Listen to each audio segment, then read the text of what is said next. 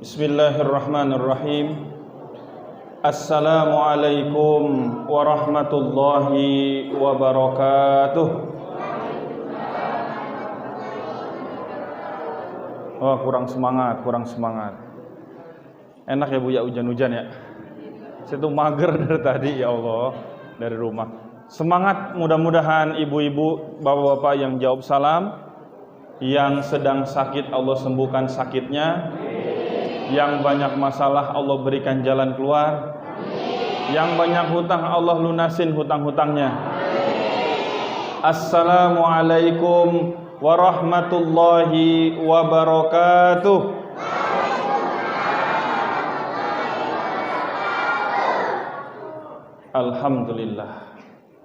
Alhamdulillah, innal hamdanillah nahmaduhu wa nasta'inuhu wa nastaghfiruh wa na'udzu billahi min syururi anfusina wa min sayyiati a'malina. May yahdihillahu fala mudhillalah wa may yudlilhu fala hadiyalah. Asyhadu an la ilaha illallah wahdahu la syarikalah wa asyhadu anna Muhammadan abduhu wa rasuluh la nabiyya ba'dah. Allahumma salli wa sallim wa barik ala sayyidina wa rasulina Muhammadin wa ala alihi wa sahbihi wa man tabi'ahum bi ihsanin ila yaumiddin. Wa qala ta'ala fi kitabihil karim wa huwa asdaqul qailin. A'udzu billahi minasy syaithanir rajim.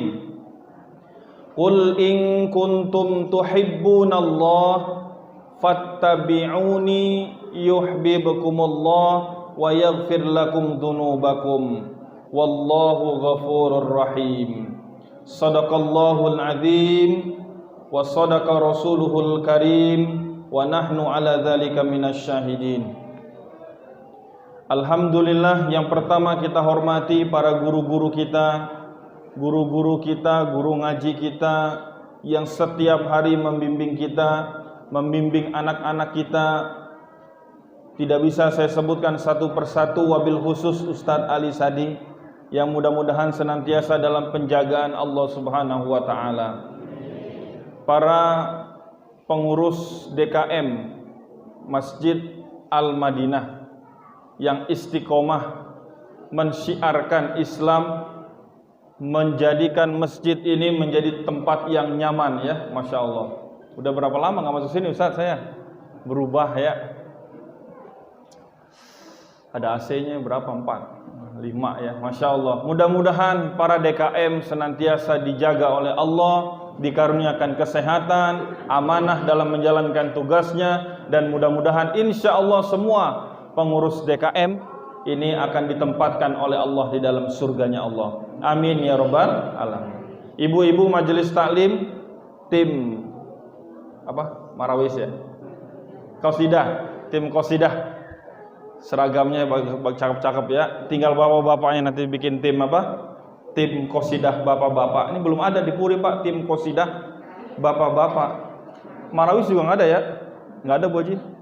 Nggak ada tim Marawis. Nah, mudah-mudahan nanti dipelopori dari Masjid Al-Madinah ada tim Qasidah bapak-bapak insyaallah. Serta para jamaah, bapak dan ibu, adik-adik yang senantiasa dalam penjagaan Allah, dalam karunia Allah. Alhamdulillah, di pagi hari yang cerah dan berbahagia ini Allah kembali mempertemukan kita dalam rangka mensyukuri nikmat akan lahirnya seorang manusia yang paling mulia dalam muka bumi ini. Kalau tidak ada baginda Nabi, saya yakin bapak dan ibu tidak akan pernah ada di muka bumi ini. Kalau bukan karena baginda Nabi Muhammad SAW, maka dunia ini, alam raya dan semuanya tidak akan ada yang Allah ciptakan. Kenapa kita ada? Kenapa bapak dan ibu punya pasangan, suami istri, anak-anak dan sebagainya? Karena kecintaan Allah kepada junjungan kita Nabi besar Muhammad sallallahu alaihi wasallam. Dan alhamdulillah di hari ini kita memperingati Maulid Nabi, memperingati keteladanan beliau dalam mengemban amanah menjalankan, mensyiarkan agama Islam, yang mudah-mudahan setiap selesai peringatan Maulid ada bekasnya, Pak. Mudah-mudahan ada bekasnya. Yang tadi nggak suka ke masjid jadi suka ke masjid. Yang tadinya nggak suka mengikuti sunnah-sunnah Nabi, malah kadang-kadang mengecilkan sunnah-sunnah Nabi, mudah-mudahan setelah Maulid setiap tahunnya kemudian menjadikan semakin cinta kepada junjungan kita Nabi besar Muhammad sallallahu alaihi wasallam. Salawat dan salam tetap tercurah limpahkan kepada seorang manusia, Pak, yang pernah ditanya oleh Allah apa yang paling dia cintai. Dia menjawab, ya Rabb, yang paling hamba cintai tidak ada satupun umatku masuk ke dalam neraka. Junjungan kita, orang yang kita nantikan syafaatnya di yaumil akhir, yaitu Nabi besar Muhammad sallallahu alaihi wasallam. Kepada keluarganya, sahabat-sahabatnya, ahlul baitnya yang istiqomah menjalankan, menegakkan dinul Islam, serta kita para pengikutnya yang juga menjaga nilai-nilai istiqomah tadi sampai akhir hayat kita. Mudah-mudahan kita semua nanti mati dapat syafaat dari baginda Nabi besar Muhammad sallallahu alaihi wasallam. Baik Bapak Ibu yang dimuliakan Allah, temanya apa ini ya? Meneladani sunnah Rasul sallallahu alaihi wasallam. Di awal tadi Pak Bu, saya membacakan satu ayat. A'udzu billahi minasyaitonir rajim. Qul in kuntum tuhibbunallah fattabi'uni yuhibbukumullahu wa yaghfir lakum dzunubakum. Wallahu ghafurur rahim. Ada yang tahu nggak tuh surat apa? Bapak-bapak tahu nggak surat apa, Pak? Qul in kuntum tuhibbunallah. Surat apa? Ibu-ibu tahu nggak? Surat apa? Surat Ali Imran, Masya Allah. Surat Ali Imran ayat ke-33 kalau nggak salah. Qul, katakanlah, kata Allah, in kuntum, kalau kamu tuhibbunallah, mencintai Allah. Jadi jangan cuma ngaku kalau kita tuh cinta sama Allah, Pak.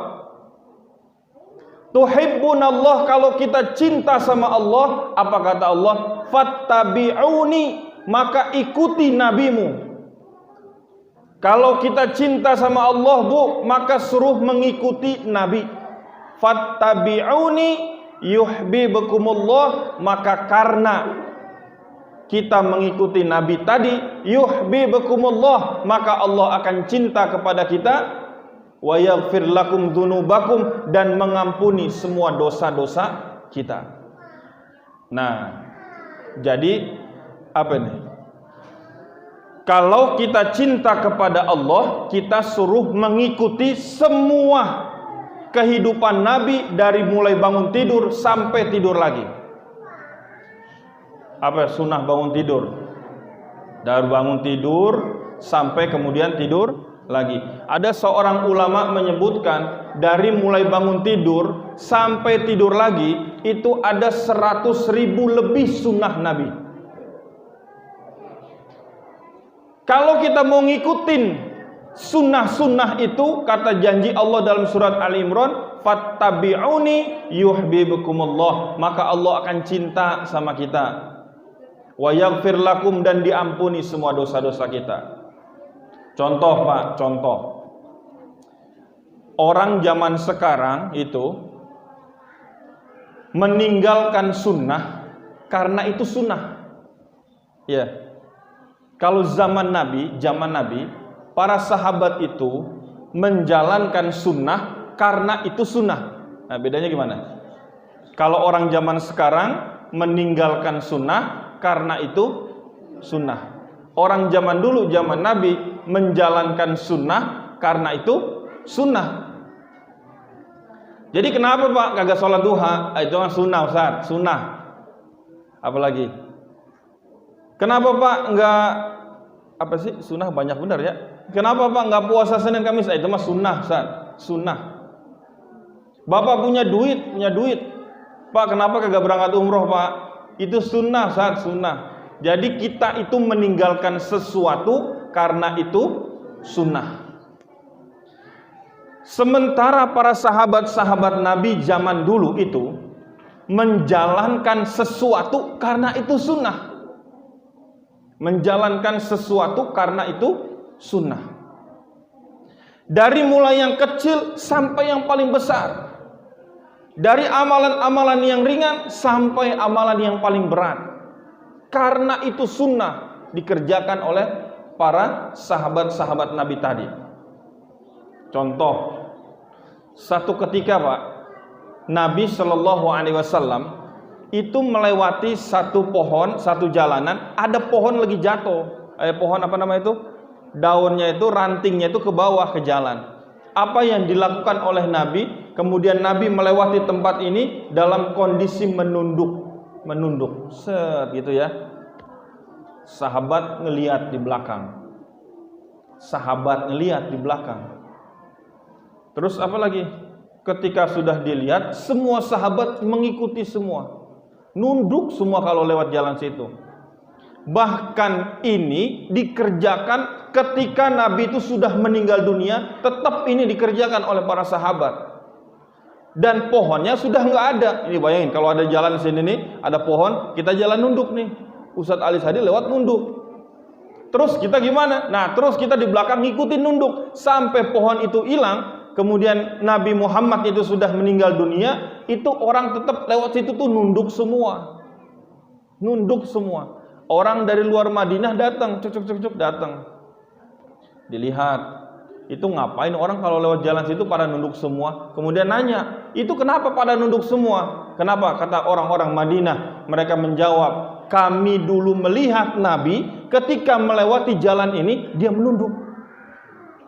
Jadi kagak banyak tanya, langsung dikerjakan sama para sahabat.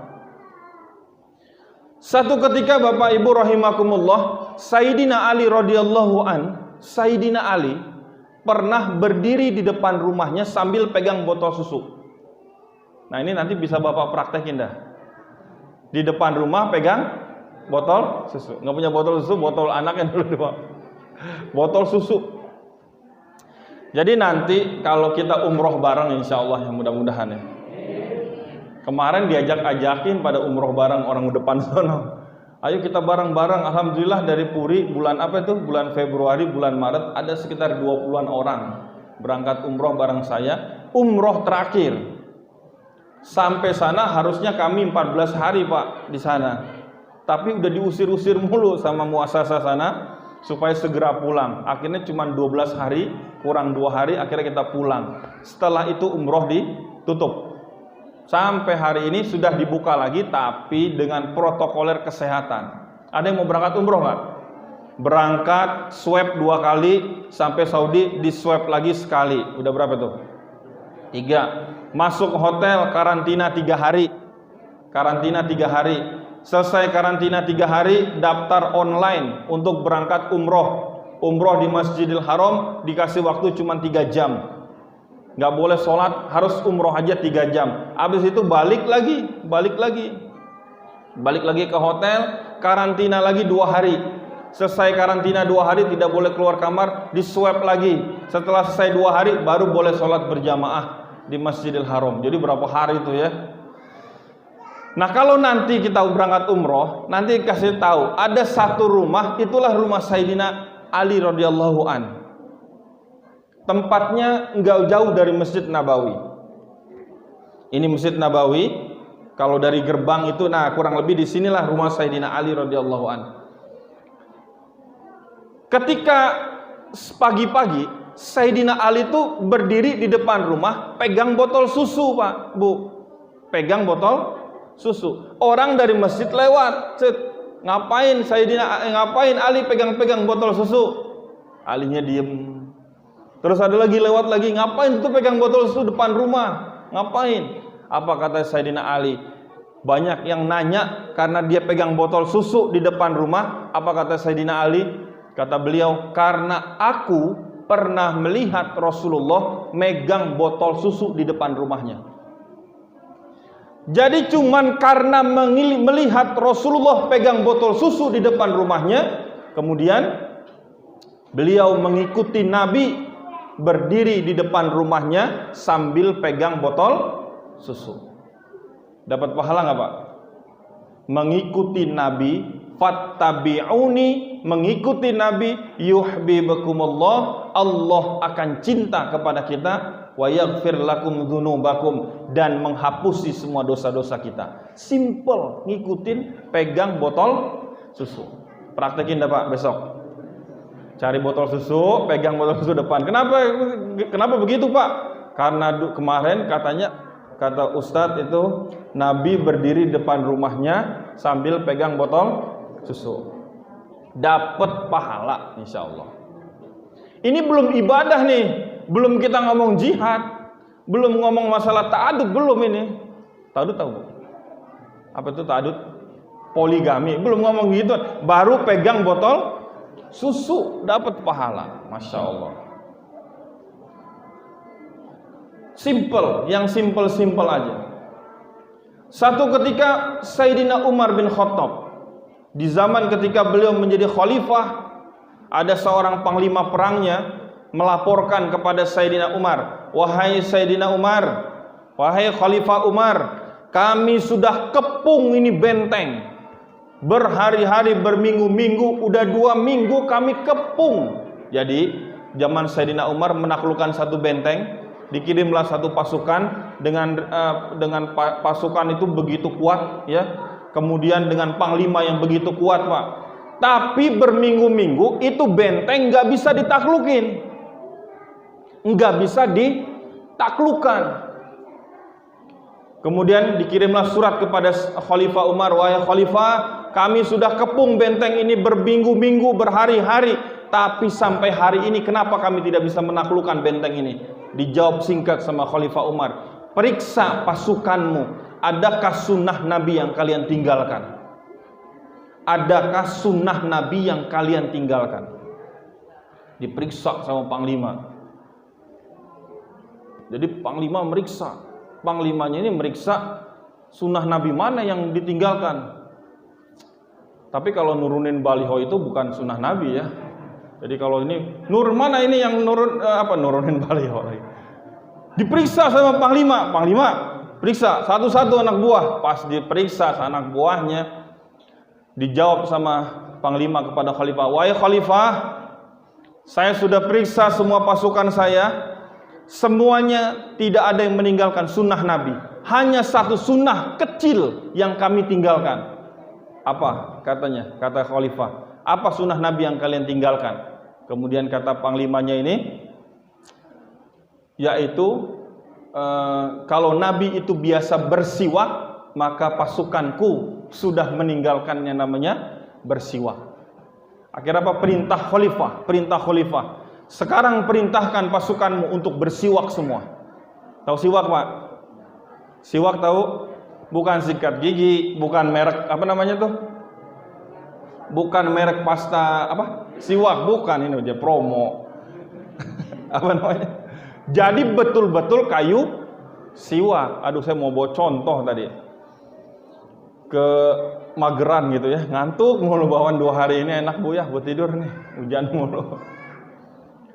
Perintahkan pasukanmu bersiwak, kata siapa? Kata Khalifah Umar. Akhirnya Pak, pasukan pada bersiwak semua, dipotong kayu siwak, diasah sama mereka, kemudian dipakai untuk bersikat. Wah, begini sunnahnya. Kalau kita lihat Pak, dalam satu kitab Safinatun Najah, kitab Safinah, ini biasanya di masyarakat tradisional, orang-orang Nahdlatul Ulama, kajian pertama fikihnya adalah Safinatun Najah. Disunahkan, dianjurkan ketika memulai sholat itu untuk untuk membersihkan yang ada di mulutnya. Kalau tidak ada kayu siwak, maka bisa menggunakan bagian yang kasar. Contohnya sorban. Jadi kalau ngeliat kiai kita ustadz gitu ya, dia nggak bawa kayu siwak, itu bagian menjalankan yaitu sunnah. Pakai kayu siwak sunnahnya mah. Nah, akhirnya diperintah panglima, kita bersiwak semua. Pas kebetulan lagi bersiwak semua, Bu, lagi siwak, tahu-taunya mata-mata orang-orang kafir itu datang ngelihat. Orang Islam lagi ngapain itu? Lagi nyikat apa, Pak? Lagi nyikat giginya itu. Ngapain?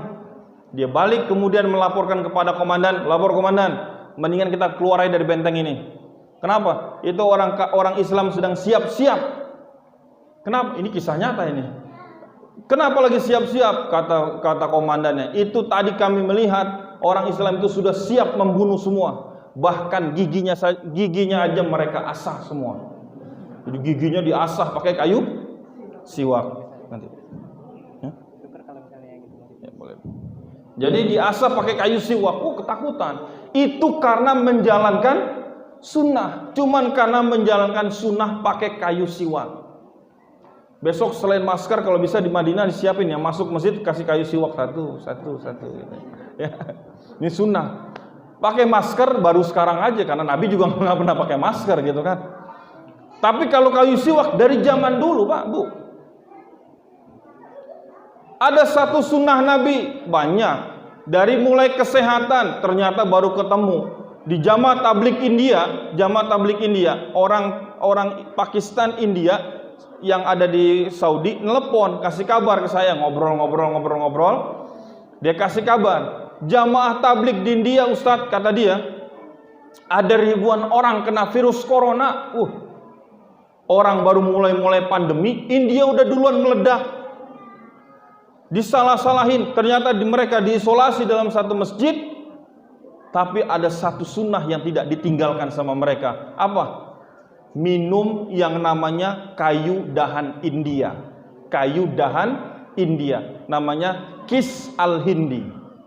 Kis al-Hindi, tulisannya QIST atau Kus atau Kis al-Hindi, kayu dahan India.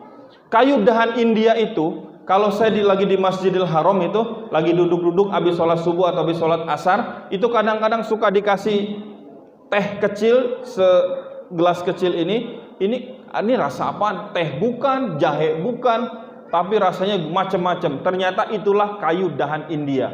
Apa kata Nabi SAW? Ternyata baru saya tahu juga hadisnya di dalam kitab Za'adul Ma'ad jilid yang keempat Tibun Nabawi menyebutkan kayu dahan India itu terdapat untuk menyembuhkan 77 macam penyakit, termasuk salah satunya kata Nabi adalah radang sakit paru-paru. Namanya Kis al-Hindi. Ketika jamaah tabligh itu semua sakit semua, ngelebar kemana-mana karena lagi pada ngumpul di India. Ternyata kebiasaan mereka minum Kis al-Hindi, pagi minum Kis al-Hindi, siang minum Kis al-Hindi. Emang itu tehnya, kalau kita kan tehnya macam-macam ini, yang merek-merek itu kan. Kalau mereka minumnya Kis al-Hindi, kayu dahan India. Ternyata dalam berapa hari semuanya sembuh. Semuanya sembuh. Inilah sunnah Nabi, yaitu minum kayu dahan India. Sunnah Nabi. Nah, jadi inilah ketika kita mengikuti Nabi, yuhibbukumullah, Allah akan cinta kepada kita, wa yaghfir lakum dzunubakum, dan mengampuni dosa-dosa kita. Bapak Ibu yang dimuliakan oleh Allah Subhanahu wa taala. Pantes kalau kita sebagai orang Islam sekarang diapain? Diujak-ujuk ya, dipecah belah, gampang bener. Ada satu umat Islam, jangankan keturunan Nabi, Pak, masih aja ngeributin. Kalau kemarin Habib Rizik itu keturunan Nabi atau bukan, masih pada ngeributin. Semua udah pada ngomong. Ada yang ngomong dari pihak-pihak tertentu yang sudah punya untuk mengesahkan beliau itu adalah seorang keturunan Nabi. Udah selesai pembahasan itu. Jangankan keturunan Nabi, ada seorang muslim, seorang muslimah yang kemudian itu dia dikucilkan, dijatuhkan kehormatannya, maka sebagai seorang muslim kita harus membela dia. Pernah, Pak, di zaman khalifah, seorang khalifah Bani Muawiyah, Al-Mu'tasim Billah namanya. Khalifah Al-Mu'tasim Billah. Cuman karena ada perempuan yang dipaksa ditarik jilbabnya.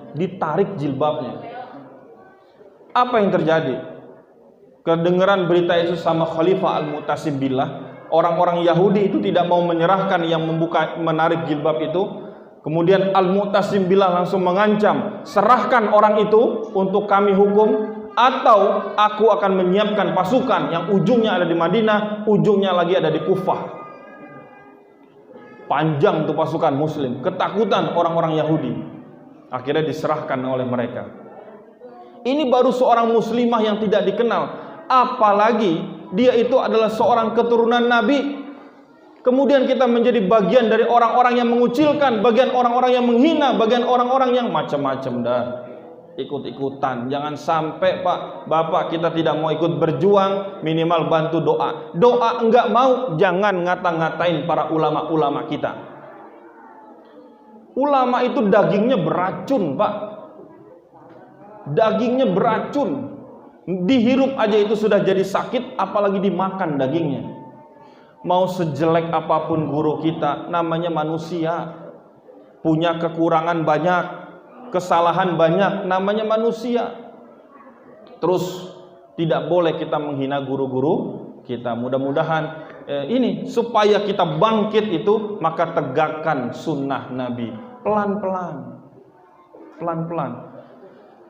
Jadi jamaah rahimakumullah, kenapa sih ya? Kenapa kita harus cinta sama Nabi? Ibu cinta sama Nabi nggak, Bu? Cinta. Bapak cinta sama Nabi? Cinta. Cinta mana, ibu sama suami atau cinta sama Nabi, Bu? Hah? Bingung. Mau jawab Nabi, bapaknya ngeliatin gitu. Kalau ditanya, seorang laki-laki ditanya, cinta mana kita sama Nabi sama orang tua kita? Kita harus jawab, cinta sama Nabi. Sama orang tua saja kita harus lebih cinta kepada Nabi daripada sama orang tua. Kalau sama ibu-ibu ditanya, mana cinta suami sama Nabi? Ibu-ibu bilang tegas, saya lebih cinta sama Nabi daripada sama kamu gitu. Jadi cinta kita harus lebih besar kepada Rasulullah Muhammad sallallahu alaihi wasallam. Dengan alasan apa coba? Satu, Rasulullah itu adalah manusia yang paling sempurna. Paling sempurna. Satu, sempurna fisiknya.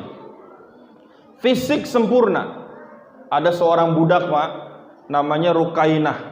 Bukan budak. Beliau itu adalah seorang pegulat tangguh. Bapak pernah ikut nggak? Pernah nonton One Pride nggak? Pernah ya? One Pride. Atau itu apa namanya? Habib Nurmagomedov, ya. Bagusnya itu saya bilang kalau jadi ustadz harus bisa bertarung kayak gitu juga, Pak. Kalau mau jadi ustadz tuh harus jangan kelemar jadi ustadz itu ya. Harus bisa bertarung kayak One Pride. Nabi, Pak, Rukainah itu seorang pegulat. Kalau dia lagi bergulat seringnya taruhan. Mau nggak gulat sama saya? Kita taruhan. Taruhannya apa? Kalau saya kalah, saya jadi budak kamu 1 tahun. Saya jadi budak kamu 1 tahun. Tapi kalau kamu kalah, istri kamu buat saya. Ini Rukainah, Pak. Terus apalagi bergulat macam. Dan ketika bergulat itu menang terus gitu. Jadi orang pada takut sama Rukainah. Satu ketika di Mekah, datanglah Rukainah kepada pembesar-pembesar kaum Quraisy. Mau nggak kalian? Aku tantang Muhammad untuk bergulat di depan kalian semua. Kalau dia kalah, aku permalukan dia di depan kalian supaya dia kalah bergulat. Apa kemudian? Ya udah, kalau kamu bisa menang lawan Muhammad, apa aja yang kamu minta kami berikan. Wow, ini Nabi ditantang untuk apa, Pak? Bergulat. Nabi ditantang bergulat, Pak. Makanya benar, ujian paling berat itu adalah para nabi. Nabi ditantang bergulat. Saya nggak kebayang itu kalau ada orang nantang saya bergulat gimana itu ya. Ustaz, bener Ustaz, bener. Saya tantang Ustadz bergulat di depan rumah tuh. Waduh, gimana itu rasanya? Nabi ditantang bergulat, Pak. Ditantang pertama, orang tidak ada yang bisa mengalahkan Rukainah. Tapi ternyata ketika bertarung dengan Nabi bergulat, ternyata Nabi menang sekali. Oh, menang sekali. Bergulat lagi yang kedua. Bergulat lagi yang kedua. Saya penasaran kenapa bisa menang. Bergulat lagi yang kedua, Rukainah kalah lagi. Ketiga, kalah lagi. Sampai berapa kali? Sampai 10 kali. Ternyata Nabi menang. Oh, hebat Nabi, Pak, bergulat. Makanya wajib kita tuh latihan apa namanya itu? Apa Pak namanya? Bergulat itu ya. Main voli bagus, boleh juga kita main voli gitu ya. Main bulu tangkis, tapi laki-laki harus bisa bergulat ini. Sunnah Nabi main gulat. Besok latihan gulat. di halaman situ. Woi, gini-gini Pak. Oh, gini-gini. Dulu saya waktu SMA sampai kuliah itu latihan gulat, Pak. Latihan gulat. Jujitsu. Alhamdulillah, terakhir sampai latihan terakhir waktu saya zaman masih kurus, terakhir itu saya dan 4 jujitsu. Wah, dan 4 saya, Pak. Cuma sekarang udah gemuk, udah susah. Udah susah balik-baliknya. Nah, jadi sunnah. Jadi ketika Bapak latihan gulat nanti dibuka sama Ustaz Ali Sadi, gimana kita latihan gulat di sini? Ini sunnah Nabi ini. Latihan gulat. Ketika kita mau latihan gulat karena mengikuti Nabi, nah itu sunnah, dapat pahala. Sama kayak jenggot ini, jenggot sunnah atau bukan, Pak? Sunnah. Kenapa jenggotan, Pak? Itu kan ngikutin Nabi jenggotan, dapat pahala. Yuhibbukumullah, Allah tambah sayang sama Bapak. Wa yaghfir lakum dzunubakum, diampunin dosa-dosanya. Tapi kenapa jenggotan, Pak? Ngikutin Ahmad Dhani, Ustaz, biar keren ini. Nah, itu nggak dapat pahala. Nggak dapet.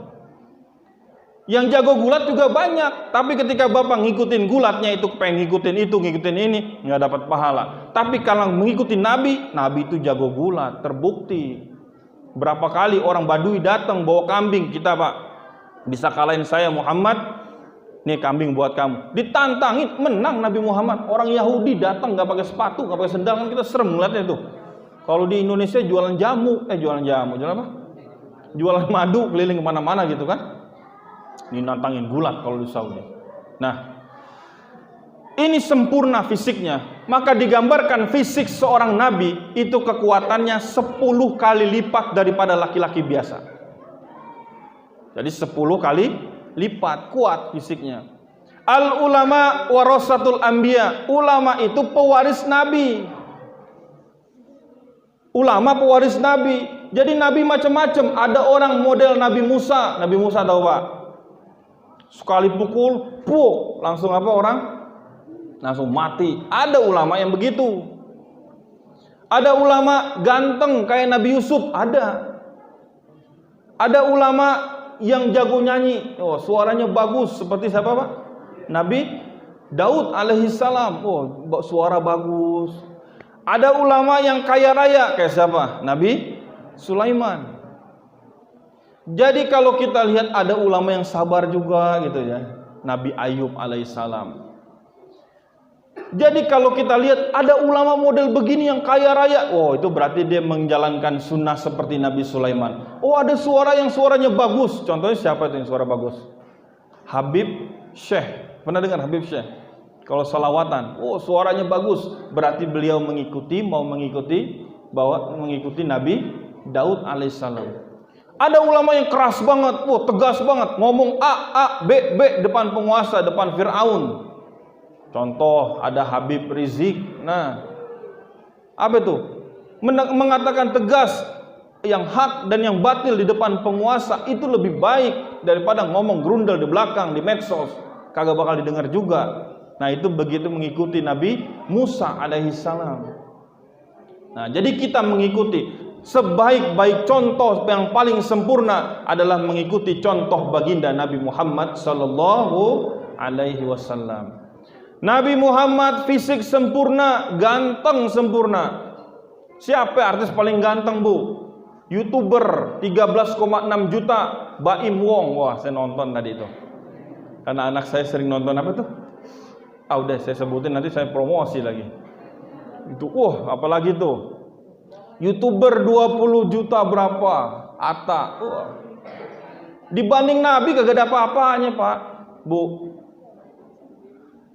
Di dalam sebuah keterangan menyebutkan kalau ini lingkaran, kita bagi dua, setengah itu adalah gantengnya Nabi Yusuf alaihissalam. Tinggal berapa? Setengah kita potong dua lagi, seperempat Bu, itu gantengnya Rasulullah Shallallahu Alaihi Wasallam. Seperempat ya, seperempatnya lagi, nah itulah yang dibagikan sama kita dari zaman Nabi Adam sampai hari kiamat, itu kebagian seperempat. Gantengnya Baim Wong seperempat, apa lagi? Dude Herino seperempat, Ustadz Ali Sadi seperempat, saya seperempat doang. Kenapa Ustadz ada yang ganteng, ada yang kurang ganteng di situ? Mungkin ngantrinya paling depan yang ganteng, yang kurang-kurang itu belakangan sih. Jadi kebagiannya belakangan. Ada orang paling ganteng hari ini, ada orang paling cantik hari ini dinobatkan sebagai apa tuh? Miss apa itu ya? Atau orang paling ganteng dibanding sama Nabi Muhammad, nggak ada apa-apanya. Maka ketika Nabi itu datang, ada orang-orang yang nggak suka sama Nabi datang, kemudian dia melihat wajah Rasulullah, mereka semua langsung menunduk. Nggak kuat ngeliat wajah Rasulullah. Kita ngeliat wajah orang soleh aja kita udah, aduh kok dosa kita banyak banget ini ya. Apalagi ngeliat wajah Rasulullah. Kalau kita tidak mau jalankan sunnah Rasul hari ini Pak, kalau kita terus menghina ajaran Nabi hari ini Pak, kita menghina cucu-cucu Nabi hari ini Pak, terus muka kita mau taruh di mana nanti ketemu sama Nabi? Nabi masa hidup aja kita nggak enak melihatnya. Waduh, orang Yahudi, dan orang Nasrani, orang kafir Quraisy, ketika ketemu Nabi, semua itu nggak bisa melihat wajah Nabi karena saking wajahnya itu begitu gantengnya. Gimana gantengnya Nabi Yusuf alaihissalam? Oh, lebih-lebih lagi Pak. Ini keistimewaan Nabi Yusuf. Jadi ganteng sempurna, sehat sempurna, ganteng sempurna, tenaga sempurna, sehat sempurna. Sehat, makanannya terjaga. Apa makanan kesukaan Nabi Pak? Bu, apa Bu? Kurma. Ada lagi nggak? Ada hadiah nggak panitia? Remote AC depan saya ini. Makanan kesukaan Nabi apa Pak? Nanti saya sebutin, Bapak harus janji sama saya, harus suka sama makanan itu ya.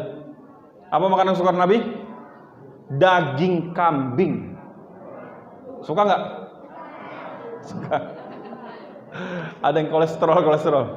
Nabi paling suka kambing. Orang Yahudi diaduk-aduk makanan itu. Jadi kambing itu bagian mana yang paling disukai oleh Nabi? Yang paling disukai oleh Nabi bagian paha. Paha mana? Paha depan. Depan bagian mana? Depan bagian kanan. Oh, jadi ada kambing, pahanya ada berapa itu? 4. Yang paling disukai oleh Nabi bagian depan sebelah kanan. Itu paling disukai sama Nabi. Jadi kalau ada orang Yahudi ngetes, saya aduk ini semua makanannya. Kalau betul dia Nabi, dia tahu makanan kesukaannya apa.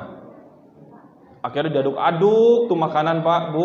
Akhirnya dan Nabi tahu, oh ini dia nih, paha depan bagian kanan. Siap makan kambing Pak? Berani makan kambing Pak? Dia semua. Kenapa jadi kolesterol disalahin, kambing jadi disalah-salahin Pak? Ya Allah. Ini sunnah Nabi adalah makan daging kambing. Kalau itu bukan sunnah, akikahnya bukan dari kambing, kurbannya bukan dari kambing, tapi suruh makan kambing. Kalau kata Nabi ketika berkurban, sebagian dimakan, sebagian disimpan, sebagian dibagikan. Suruh dimakan tuh daging kambing. Ini daging kambing apa daging sapi? Daging kambing dibagiin sama Masjid Al-Madinah, udah bagiin lagi tetangga sebelah. Jadi itu daging kambing. Kenapa jadi kambing disalahin? Kalau Nabi dan para sahabat sampai kebiasaan orang Arab hari ini, kalau makan daging kambing, dagingnya doang, jeroannya dikubur sama mereka. Indonesia diapain? Sampai kuku-kukunya aja masih bisa disop. Kukunya disop, kepalanya dibongkar, ususnya diapain, macam-macam. Ya wajar kalau pada sakit semua, kolesterol, asam urat, darah tinggi, gara-gara satu makannya jeroan-jeroan, yang kedua pakai santan. Makanya besok yang harus kita demen itu makan daging kambing dibakar, sate, aman itu ya. Kalau di sate kan. Nah ini sunnah. Kenapa doyan kambing Pak? Kok tadi nggak doyan kambing? Kok sekarang udah doyan kambing? Kenapa? Karena ngikutin Nabi mah. Wah, dapat pahala. Yuhibbukumullah. Allah cinta sama Bapak. Wa yaghfir lakum. Diampunin dosa. Ini kalau makan daging kambing. Maka fisik Nabi sempurna. Makanan paling disukain kambing. Minuman yang paling disukai Nabi apa Pak?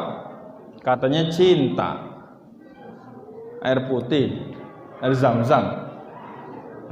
Kan kita susu kambing. Kalau kita kan, ibu cinta sama suami, cinta. Makanan kesukaan suami apa? Sayur asem. Minumannya apa? Jus timun. Misalnya gitu kan tahu. Lah kita cinta sama Nabi, masa kita nggak tahu makanan kesukaan, minuman kesukaan. Minuman kesukaan susu. Nah, susu. Tapi nggak tahu susu kambing apa susu onta itu ya. Susu onta kali. Apa susu kuda liar itu Pak? Susu kuda liar dari mana? Jadi Bapak Ibu rahimakumullah, terbukti Nabi Shallallahu Alaihi Wasallam fisiknya kuat, hampir tidak pernah sakit. Ada di zaman Nabi, emang kagak ada zaman wabah zaman Nabi? Ada. Tapi Allah menjaga Nabi dan para sahabat dari wabah-wabah itu. Fisiknya kuat, fisiknya bagus, imunnya kuat, imannya juga apalagi. Nah, nih dalam sejarah, Bapak silakan buka, ada satu kisah sirah namanya Sirah Nabawiyah Ramadan Al-Buti. Syekh Ramadan Al-Buti itu tebel lumayan itu baca sirahnya. Disebutkan sama Ramadan Al-Buti, dari Nabi diangkat menjadi seorang Nabi umur berapa Pak? Diangkat jadi seorang Nabi umur berapa? Umur 40 tahun. Dari umur 40 tahun sampai umur 63 tahun Nabi mulai perang pertama kali. Ketika sudah diangkat menjadi Nabi itu di usia 55 tahun. Jadi perang pertama umur berapa? 55. Sebelum jadi Nabi ada nggak? Ada. Tapi setelah diangkat menjadi Nabi, Nabi perang umur 55 tahun. Dari umur 55 sampai umur 63, Ramadan Al-Buti menyebutkan ada 60 kali pertempuran. Jadi dari umur berapa? 55 sampai 63. Berapa tahun tuh? Hah? 13 tahun. 55 sampai 63, 8 tahun. Terjadi 60 pertempuran. 60 pertempuran. 27 pertempurannya dipimpin langsung sama Nabi Pak. Dipimpin langsung sama Nabi Bu, 27-nya. 5 pertempuran pertama sekitaran Madinah. Waktu di Madinah kemarin, saya pengen tahu Badar itu kayak gimana sih? Badar, tahu Badar? Kita pernah dengar perang, namanya perang Badar. Ada perang Uhud. Kalau Uhud kita tahu nih, Uhud ini. Badar mana? Akhirnya saya pergi ke Badar Pak. Pergi ke Badar dari kota Madinah itu jaraknya 265 km. Naik bis gitu. 265 km. Kebayang itu Nabi jalan dari Madinah, jalan kaki waktu itu sampai Badar itu 265 km. Itu perang pertama. Dari umur 55 sampai 63, 60 kali pertempuran. Kalau dibagi dalam setahun bisa 8 sampai 9 kali pertempuran. Dalam setahun 8 sampai 9 kali. Hampir tiap bulan perang Nabi Pak. Umur berapa? Umur 55 tahun. Kalau orang Indonesia gimana? Umur 55 gimana Pak? Ada yang sakit diabetes, ada yang sakit asam urat. Waduh, gimana mau jalan perang? Udah asam urat saat ini gimana nih? Ada lagi sakit apa lagi? Kencing manis udah, jantungan udah umur 55. Rata-rata yang meninggal di Puri umur berapa? Pernah lihat gak Pak?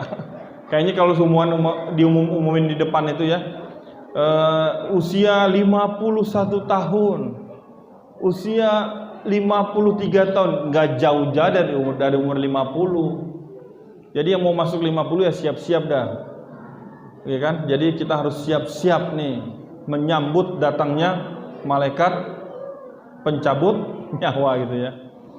Apalagi sekarang zamannya virus corona, jadi banyak benar pengumuman-pengumuman ini. Nah, jadi ini fisik Nabi kuat. Perangnya umur 55 tahun dan tidak pernah sakit setelah itu. Jadi inilah alasan pertama, jadi Nabi itu adalah contoh yang paling utama. Kalau ditanya kaya gak? Kaya Nabi, Pak. Kata siapa Nabi itu miskin? Nabi milih hidup miskin, beda sama terpaksa miskin.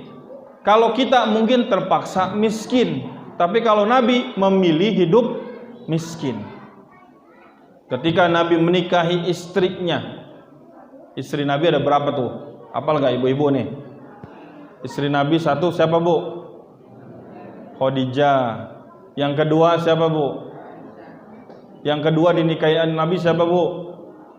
Bu, tahu gak nih yang pakai seragam? Yang Aisyah nomor berapa itu dinikahin? Dinikahi yang ketiga Aisyah. Yang kedua siapa?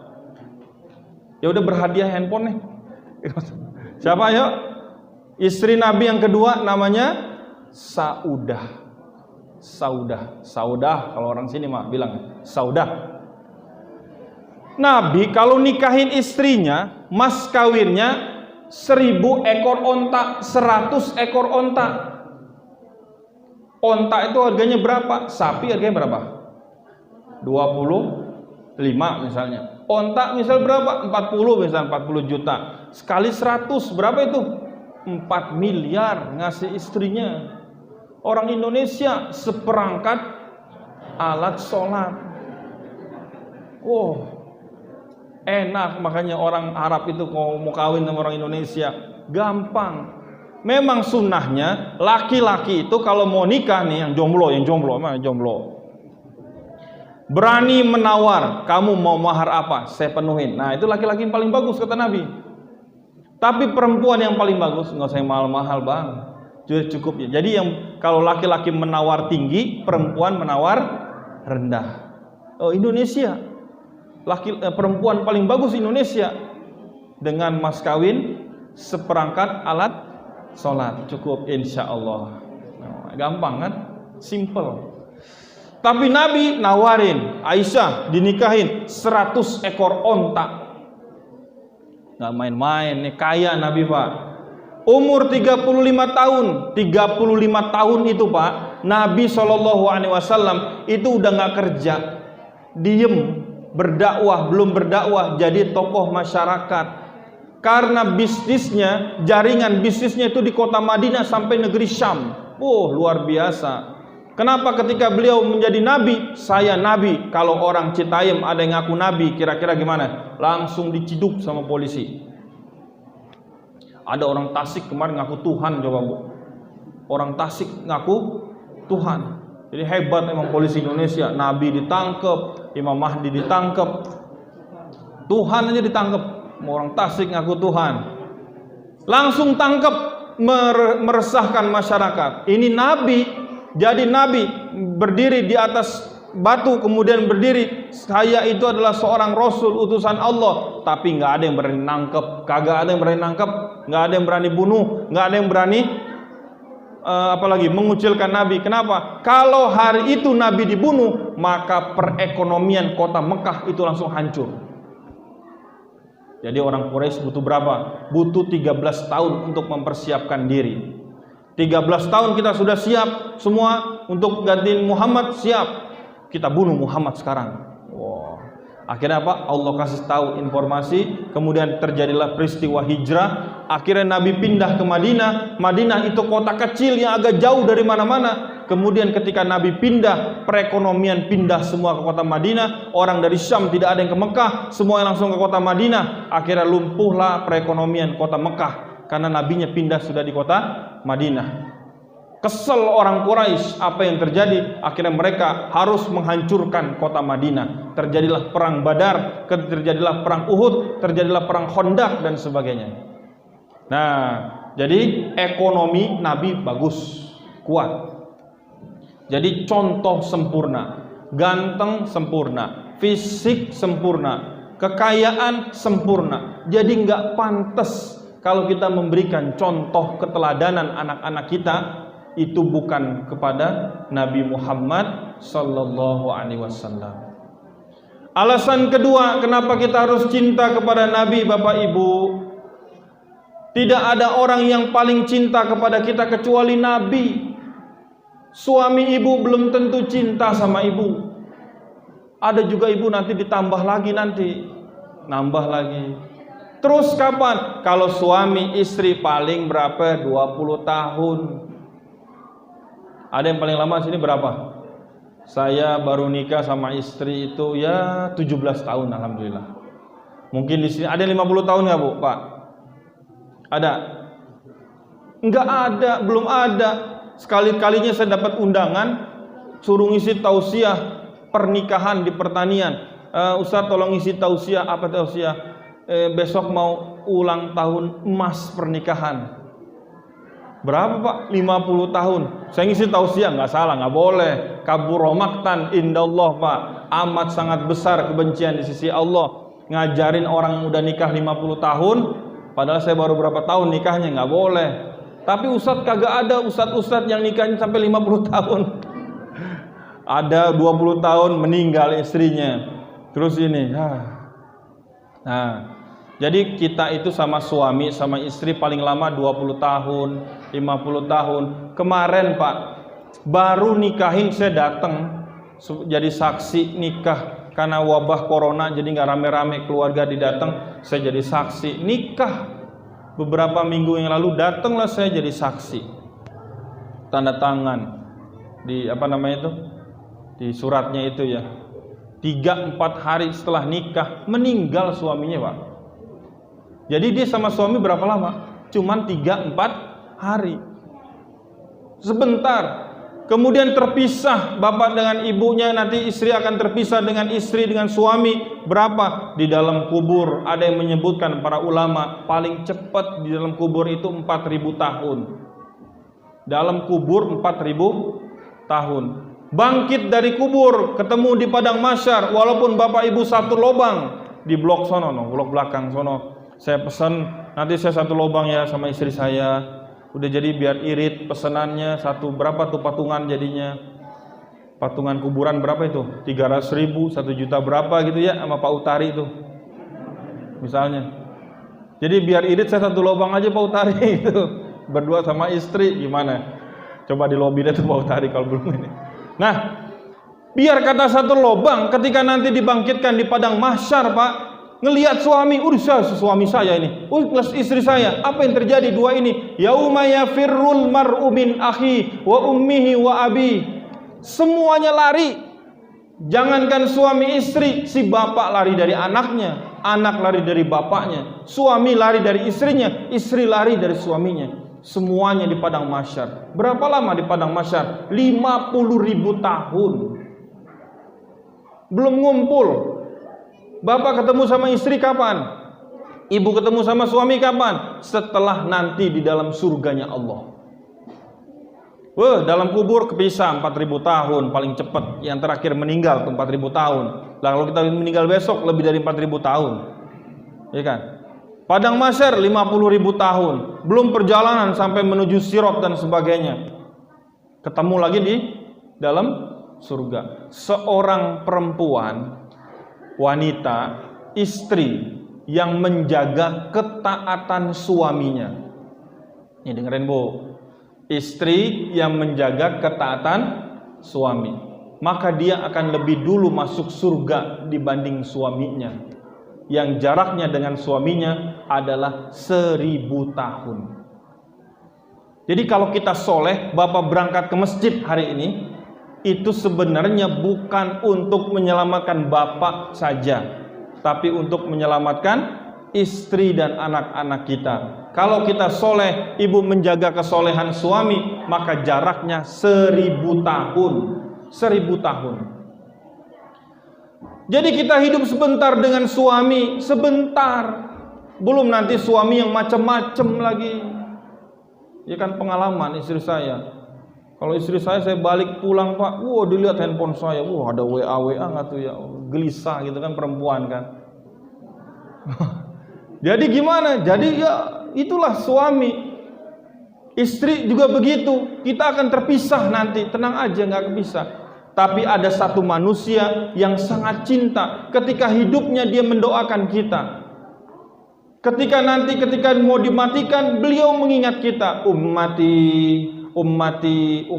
Coba tanya sama orang-orang yang udah meninggal, Pak. Orang yang udah meninggal kira-kira yang diingat pertama apa? Itu nanti tanah yang di sebelah sono kasih ke situ ya. Ini untuk anak yang sini nih. Jadi yang diingat harta. Ada lagi bapak saking punya istrinya cantik luar biasa, mama nanti bapak meninggal jangan kawin lagi ya. Mama mau nggak mau bapak di surga nanti bareng-bareng. Nah, yang diingat istri. Nabi punya istri banyak, cantik-cantik lagi. Nabi punya harta banyak, nggak tertanggung itu hartanya. Tapi yang diingat bukan harta, yang diingat bukan istri, tapi yang diingat adalah kita sebagai umatnya. Ummati, umatku. Ketika sudah hancur semua nanti Pak, padang mahsyar sudah dibentangkan semua. Semua makhluk sudah hidup, sudah mati semua. Kemudian Allah pertama akan menghidupkan malaikat-malaikatnya. Siapa malaikat? Malaikat Jibril bangkit. Malaikat yang Israel bangkit, Israfil bangkit semua. Malaikat Ridwan bangkit, Malik bangkit, jaga pintu neraka, jaga pintu surga. Tuh, nanti dibangkitin malaikat. Ketika dibangkitkan nanti, pas dibangkitin. Malaikat Jibril, malaikat Mikail, ya Allah, jemput kekasihku. Wah, jadi manusia yang pertama kali dibangkitkan adalah Nabi Muhammad. Dibangkitkan, dijemput. Pas dilihat bumi sudah hancur, udah rata semua. Terus di mana ini makamnya Nabi kita nih, Rasulullah Muhammad ini? Kemudian malaikat Jibril dan malaikat Mikail bersujud dengan sujud yang lama. Kemudian bangkit dari sujud kalian. Di mana ya Allah makamnya kekasihmu Rasulullah Muhammad? Kemudian dikasih tahu sama Allah di situ. Pergilah mereka berdua membangkitkan jasad Rasulullah. Ketika dibangkitkan jasad Rasulullah, apa yang terjadi? Dilihat sama Rasul kanan kiri. Kenapa kosong begini? Ini hari apa wahai Jibril? Ini hari apa? Apa kata Jibril? Ini hari yang dijanjikan oleh Allah, hari kiamat ya Muhammad. Kalau ini adalah hari kiamat, di mana umatku? Di mana umatku? Jadi ketika dibangkitkan, ketika mati ingat umatnya, ketika meninggal dunia, ketika dibangkitkan, yang diingat pertama adalah di mana umatnya. Umatnya, dicari umatnya. Disiapkan tempat yang surga, tapi Nabi nggak betah tinggal dalam surga, Bu. Balik lagi ke tempat ini, lihat umatnya dibangkitkan, kemudian melihat umatnya, masya Allah, kepanasan, kehausan. Kemudian Nabi dengan sujud dengan yang sangat lama. Sujudnya Nabi lama. Kemudian apa kata Allah? Wahai Muhammad, bangkit dari sujudmu. Apa yang menyebabkan engkau sujud begitu lama? Itu umatku kehausan ya Allah, kehausan. Apa kata Allah? Sekarang pilih umatmu, kasih mereka minum di telagamu. Dicari kita Pak, kita ini dicari nanti sama umat, sama Nabi Muhammad, dicari. Ketika sudah terbentang sirat, kemudian banyak orang yang jatuh ke dalam sirat. Kalau jatuh dalam sirat itu berarti neraka jahanam. Jahanam, nauzubillah, jangan sampai mampir Pak. Sehari berbuat dosa, sehari juga di neraka jahanam. Neraka jahanam sehari itu 1000 tahun dunia Pak. Kata Nabi, kalau neraka jahanam itu satu lubang, dia punya 7 pintu, 1, 2, 3, 4, 5, 6, 7. Satu pintunya punya 70.000 kampung. Satu kampungnya punya 70.000 rumah. Satu rumahnya punya 70.000 kamar. Satu kamarnya ada 70.000 orang. Ya, jadi dalam satu kamar ada 70.000 orang. Jadi tenang aja, orang di neraka, benar kata Nikita Mirzani, nanti dia akan ketemu sama apa tuh teman-teman enak di neraka, gue ketemu teman-teman artis. Ya bener, gak salah nih ngomong begitu. Karena satu kamarnya, satu lubang ada 7 pintu. Satu pintu ada 70.000 rumah. satu rumah punya 70.000 kamar, Pak. Satu kamar isinya 70.000 orang. Rame-rame gak tuh? Kelas nih kita Mirza nih, sini kelasnya, ruangannya sini. Mau deh ngecap masuk neraka gitu. Ya Allah, mudah-mudahan kasih hidayah sama Allah ya. Nah, kemudian masuk neraka 70.000 orang. Di dalam satu kamar ada 70.000 pohon. Pohon itulah diikat penduduk neraka. Diikat di situ, Pak, Bu. Terus satu pohon itu ada rantai. Rantainya itu untuk mengikat penduduk neraka. Rantainya itu bisa ditarik sama 70.000 malaikat. Di pohon itu ada kepala ular. Kepala ular itu mengeluarkan zakum. Zakum itu adalah nanah yang mendidih. Jadi kalau penduduk neraka haus, langsung masuk ke dalam mulutnya, kemudian ditumpahin nanah yang mendidih. Jangan sampai mampir, na'udzubillah. Ketika dilihat banyak umatnya yang jatuh masuk ke dalam neraka jahanam, ya kan, orang munafik dasar api neraka, ya kan. Ada yang di tengah-tengah, ya Allah, ternyata umatku banyak yang masuk ke dalam api neraka. Apa kata Nabi? Kemudian Nabi bersujud dengan sujud yang lama. Kemudian kata Allah, wahai Muhammad, apa yang menyebabkan engkau sujud begitu lama?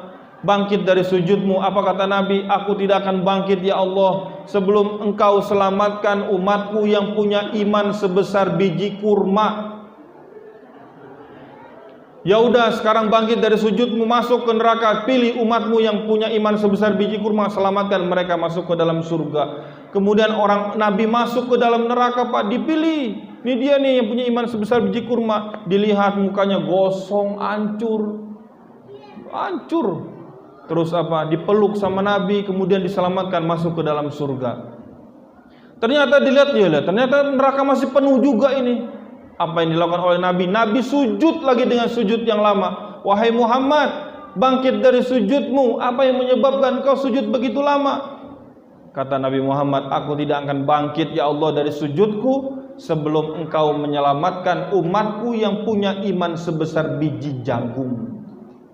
Lebih kecil. Sekarang pilih umatmu yang punya iman sebesar biji jagung, selamatkan mereka masuk ke dalam surga. Dipilih satu, ditarik tangannya masuk ke dalam surga.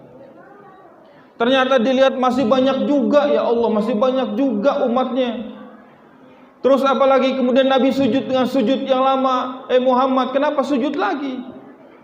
Kan aku sudah menyelamatkan umatmu. Apa kata Nabi? Aku tidak akan bangkit ya Allah dari sujudku sebelum engkau selamatkan umatku yang punya iman sebesar biji zarrah, lebih kecil. Ya udah, silakan selamatkan umatmu yang punya iman sebesar biji zarrah. Masukkan mereka semua ke dalam surga. Dilihat, diselamatin, ternyata masih ada juga umat di dalam neraka. Kemudian Nabi dengan sujud yang lama, sujud terus sambil nangis. Apa kata Allah? Ya Muhammad, apalagi? Semua sudah aku selamatkan. Apa kata Nabi? Aku tidak akan bangkit ya Allah dari sujudku sebelum engkau selamatkan umatku yang punya iman, yang pernah mengucapkan la ilaha illallah. Ya udah, pilih. Dipilih sama Nabi Muhammad. Udah, itu adalah gelombang terakhir orang-orang yang diselamatkan oleh Nabi Muhammad. Jadi seandainya kita mudah-mudahan bisa istiqomah bertahan la ilaha illallah sampai kita meninggal dunia, maka yakin diharamkan surga untuk umat-umat yang lain sebelum kita itu masuk ke dalam surganya Allah. Maka Bapak Ibu rahimakumullah, begitulah kecintaan Nabi kepada kita. Tidak ada yang menyelamatkan kita di dunia, tidak ada yang menyelamatkan kita di akhirat, tidak ada yang memberikan syafaat kita di yaumil akhir, yang menyelamatkan kita na'udzubillah kalau ada yang sampai masuk neraka, itu kecuali hanya baginda Nabi besar Muhammad sallallahu alaihi wasallam. Suami gimana? Suami belum tentu nyelamatin kita. Masuk surga ketemu bidadari, lupa sama ibu. Oh, ini perempuan gimana? Perempuan masuk surga bisa narik 4 laki-laki. Masuk neraka bisa narik 4 laki-laki juga. Siapa laki-laki yang ditarik sama perempuan? Kalau dia masuk neraka, ditariklah bapaknya, ditariklah suaminya, ditariklah anak laki-lakinya, ditarik juga saudara laki-lakinya. Jadi kalau kita biarin anak kita buka aurat hari ini, Pak, sama juga membinasakan diri kita supaya masuk ke dalam neraka Allah. Karena dia akan menarik bapaknya, akan menarik kakaknya, adiknya, akan menarik anaknya, akan menarik suaminya. Nah, mudah-mudahan kita jadi selamat, jalankan perintah Nabi, pelan-pelan sunnah-sunnah Nabi itu dijalankan. Ya, jangan ngucilin, ada orang pakai baju soleh banget sih. Padahal itu bagian dari sunnah Nabi. Ada baju yang paling disukai oleh Nabi apa, Pak? Baju apa? Warna putih yang disukai oleh Nabi. Apalagi contohnya lagi, Nabi itu paling suka memakai gamis. Misal, nah, tapi jangan pakai, ada orang pakai gamis, Bapak, itu orang soleh banget sih. Padahal dia sedang mengikuti sunnah Nabi.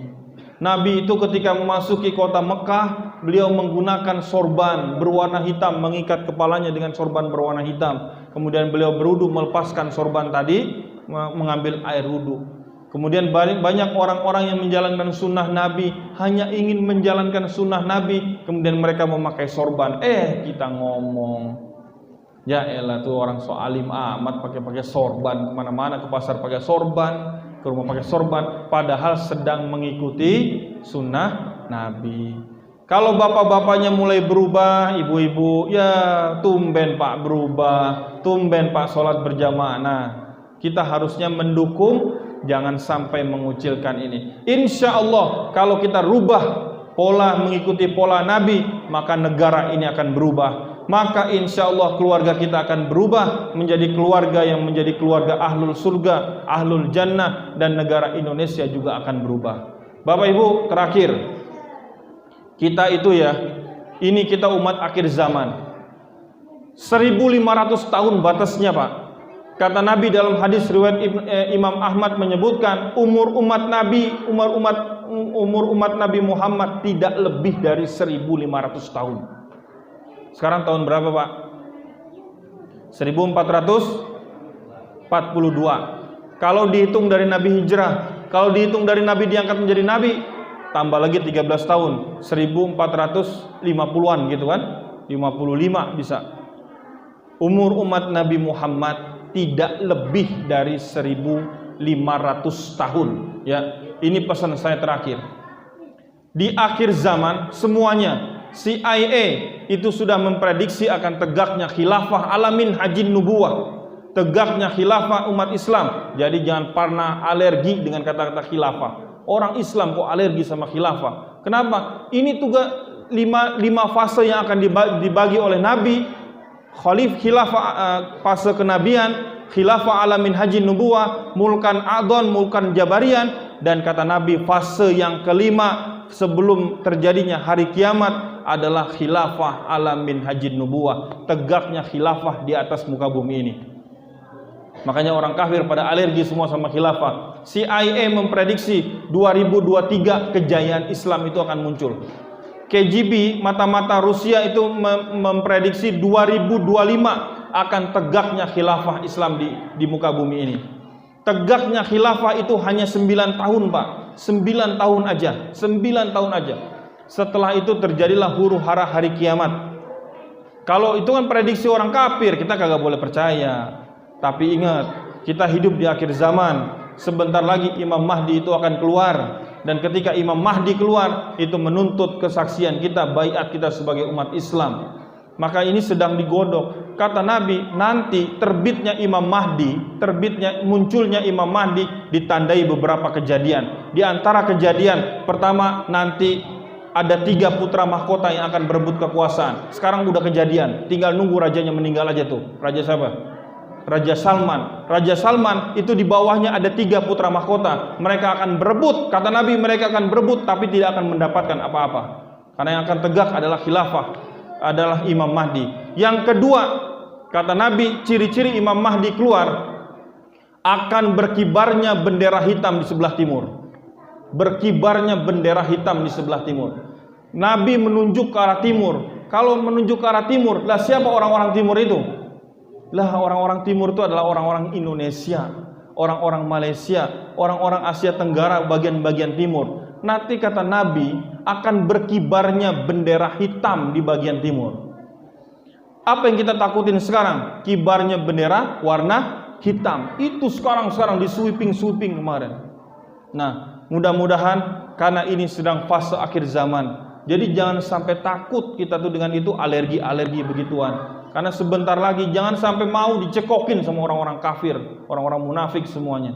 Nah, mudah-mudahan kita bisa membedakan. Makanya doa kita, Allahumma rabbana arinal haqqa haqqa warzuqna tiba'ah wa arinal batila batila warzuqna jitinabah. Ya Allah, kalau itu benar, tunjukkan kami kepada kebenaran. Kalau itu hak, yang batil itu batil. Akhir zaman susah ngebedain mana yang benar, mana yang salah, mana ulama yang lurus, mana ulama yang su itu ulama yang jahat. Ada ulama jahat, ada ulama baik, ada juga. Nah, tinggal kita bagaimana menyongsong kebaikan dengan memperbaiki diri kita, memperbaiki keluarga kita, memperbaiki lingkungan kita. Mudah-mudahan akan tegaknya nilai-nilai Islam di Indonesia dari mulai keluarga kita. Demikian, lebih kurang mohon maaf. Mudah-mudahan Allah bukakan pintu rahmat untuk kita semua. Allah jaga kita semua dari kemunafikan, dari penyakit-penyakit taun, dari ujian-ujian dunia yang membahayakan, dari Dajjal Al-Masih, dari siksa kubur, dari neraka Jahannam. Mudah-mudahan kita digolongkan sebagai umat Nabi Muhammad, diwafatkan sebagai umat Nabi Muhammad, dibangkitkan sebagai orang yang mendapatkan syafaat dari Rasulullah, dan kita akan bertetangga dengan Nabi di dalam surga Firdaus. Amin ya rabbal alamin. Ala hadhihi niyah wa ala kulli niyatin salihah. Al-Fatihah. A'udzu billahi minasy syaithanir rajim. Bismillahirrahmanirrahim. Alhamdulillahi rabbil alamin arrahmanir rahim maliki yaumiddin. Iyyaka na'budu wa iyyaka nasta'in. Ihdinas siratal mustaqim. Siratal ladzina an'amta 'alaihim ghairil maghdubi 'alaihim waladdallin. Amin. Kita doakan juga saudara-saudara kita yang saat ini diuji dengan wabah pandemi Covid-19. Wabil khusus saudara-saudara kita, tetangga-tetangga kita yang ada di Puri Bukit Depok. Salah satunya sahabat saya mungkin ya. Ada beberapa orang yang di Puri Bukit Depok yang diuji dengan sakit Covid-19. Mudah-mudahan sakitnya sebagai penebus dosa dilipat gandakan rezekinya oleh Allah. Kemudian kalaupun diwafatkan, wafat husnul khotimah, mendapatkan surga Allah. Dan mudah-mudahan kita yang sehat senantiasa sehat terus ya, terus menjaga kesehatan, karena itu bagian dari sunnah dari Nabi, yaitu terus menjaga kesehatan. Al-Fatihah. A'udzubillahi minasyaitonir rajim. Bismillahirrahmanirrahim. Alhamdulillahi rabbil alamin. Arrahmanir rahim. Maliki yaumiddin. Iyyaka na'budu wa iyyaka nasta'in. Ihdinas siratal mustaqim. Siratal ladzina an'amta 'alaihim ghairil maghdubi 'alaihim waladdallin. Amin. Sekalian doa. Ya, kita berdoa Bapak Ibu ya. Astaghfirullahaladzim, astaghfirullahaladzim, astaghfirullahaladzim. Falakal hamdu ya Allah ya Maulana ya Ma'bud. Allahumma salli wa sallim radhiyallahu tabaraka wa ta'ala nasabi Rasulillah ajma'in. Bismillahirrahmanirrahim. Alhamdulillahi rabbil alamin. Hamdan syakirin, hamdan na'imin, hamdan yuafi ni'amahu wa yukafi'u mazida. Ya Rabbana wa lakas syukru kama yanbaghi li jalali wajhika wa 'azimi sultanik. Allahumma salli wa sallim mubarik ala nabiyyina wa rasulina Muhammad wa ala alihi wa sahbihi ajma'in. Allahumma ighfir lana dhunubana wa liwalidayna warhamhum kama rabbawna shighara wa li jami'il mu'minina wal mu'minat wal muslimina wal muslimat al ahya'i minhum wal amwat innaka sami'un qaribun mujibud da'wat ya qadiyal hajat. Rabbana hab lana min azwajina wa dhurriyyatina qurrata a'yun waj'alna lil muttaqina imama. Allahumma innaka ta'lamu anna hadhil qulub qad ijtama'at ala mahabbatik wal taqat ala ta'atik wa tawahadat ala da'watik wa ta'ahadat ala nusrati syari'atik fawathikillahumma rabitataha wa adim muddaha wahdiha subulaha wa mla'ha binurikal ladzi la yakhbu washrah suduraha bi faidil imani bik wa jamili tawakkuli alaika wa ahiha bi ma'rifatik wa amitha ala syahadati fi sabilik innaka ni'mal maula wa ni'man nasir. Ya Allah, ya Fattah, ya Razzaq, ya Alim, ya Hakim, puji syukur kami panjatkan kepadamu ya Allah. Engkau gerakkan hati kami untuk senantiasa berjihad di jalan-Mu. Balas semua kebaikan kami dengan pahala berlipat ganda. Balas semua dosa dan salah kami dengan ampunan-Mu ya Allah. Jadikan jiwa-jiwa kami mutmainnah, keluarga kami sakinah, putra-putri kami solih dan solihah. Rezeki kami senantiasa melimpah halal dan berkah, panjang umur dalam rahmah. Wafatkan kami semua dalam husnul khatimah. Jadikan kuburan kami kelak ya Allah raudhah min riyadil jannah. Rabbana atina fid dunya hasanah wa fil akhirati hasanah wa qina adzabannar. Walhamdulillahi rabbil alamin. Demikian Bapak, Ibu, adik-adik yang dirahmati Allah. Lebih kurang mohon maaf jika ada kesalahan, dan yang benar hanya datang dari Allah Subhanahu wa taala. Wabillahi taufik wal hidayah. Wassalamualaikum warahmatullahi wabarakatuh.